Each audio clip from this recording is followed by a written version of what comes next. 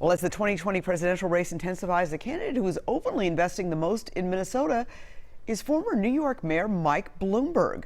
Bloomberg, who was in Minneapolis 2 weeks ago to open his first campaign office in downtown Minneapolis. Bloomberg staffers are in town this weekend and this week to open other offices around the state. While the former mayor is not on the ballot in the early states of Iowa, New Hampshire, South Carolina, and Nevada, he is on the ballot in all 14 Super Tuesday states, including Minnesota. Super Tuesday is on March 3rd.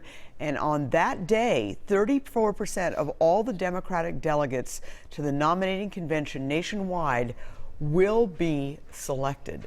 Joining us right now is Tim O'Brien. He's a senior advisor to the Bloomberg Campaign. Thank you so much for coming. It's great to be here. Thank you. Early on a snowy morning. In a blizzard? Yes, well, it's not quite a blizzard. From the Bloomberg perspective, it's a blizzard.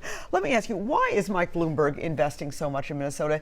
You're opening 8 offices, and obviously anybody who watches TV has seen his commercials. Well, we're investing everywhere. We want to be where voters are. We've got a good story to tell voters about Mike's record as a problem solver, and we know in the state of Minnesota that access to affordable health care, the climate crisis, especially around environmental impact on water, is a big issue to Minnesota voters. Access to high-quality public education, what's happening to workers in the Iron Range, what's happening to the economy in the state of Minnesota. These are all things Mike has a great track record around, and we've got a great story to tell Minnesota voters about them.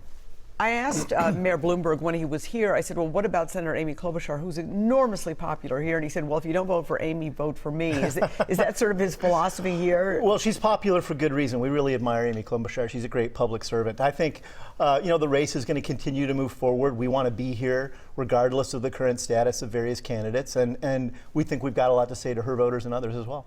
When he jumped into the race in November, Mayor Bloomberg basically said, the way the race is shaping up, I see a huge opening here for somebody in the middle. It appears that that's even more the case now in some ways. I mean, does Mr. Bloomberg feel that way? Well, the logic of our campaign from the very beginning was that there's a lot of voters who feel at sea. They want Donald Trump out of office, but they didn't feel that there was a Democratic candidate who checked every box that they had around sort of pragmatic, progressive values, problem solving. I think there's a big swath of independent voters who haven't made up their minds. And Mike Bloomberg is a perfect candidate for that population of voters, and we're clearly seeing that in the polls, and obviously a huge bump after Iowa. Okay, well, and we're seeing from Iowa and also in the polls in New Hampshire, the leaders of this race, clearly the front runners, Senator Bernie Sanders and former Mayor Pete Buttigieg. Does Mayor Bloomberg feel that either one of these candidates can beat President Donald Trump? Our opinion, based on our own polling, based on what we're seeing on the ground, would be that the current slate of Democratic candidates would be very hard-pressed to beat Donald Trump in a general election. That's not the case with Mike Bloomberg. Mike Bloomberg, we're already running a general election campaign. We're in over 40 states and territories. We've got about 2,000 people on the ground. Mike has had more governing experience than anyone else campaigning. And in everything that we see in a head-to-head matchup with Donald Trump, Mike outperforms all the other candidates. All right. He also has done a lot of outreach in terms of climate change and also gun control efforts. Here in Minnesota, there are some local groups that he has helped fund.